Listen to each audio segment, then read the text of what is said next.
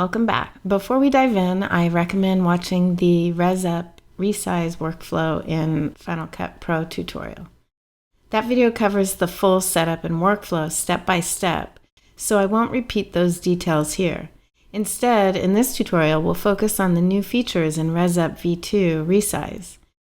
Let's start with an example.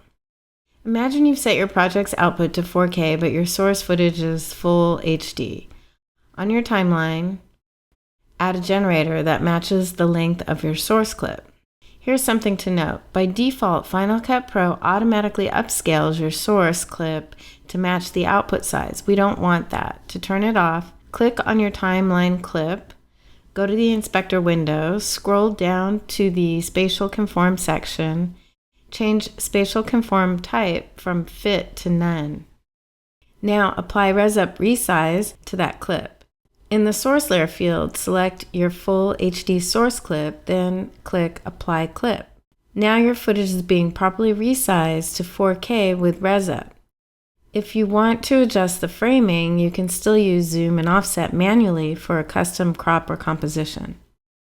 You'll also want to experiment with the different filter methods. DNN1.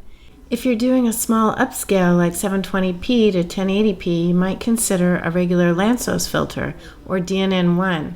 These are much faster and don't require as much GPU memory and compute power. You can also try DNN2 or DNN3 to see which works best for your footage. Try the deconvolve and enhance sliders for sharper details. In the source setup section, you can also optimize settings based on whether your footage is soft, noisy, or uses a specific color space or gamma. A quick note on the difference between DNN2 and DNN3. DNN3 is more of a general model and usually the best starting point. DNN2 maintains edges very sharply but may struggle with the fine textures.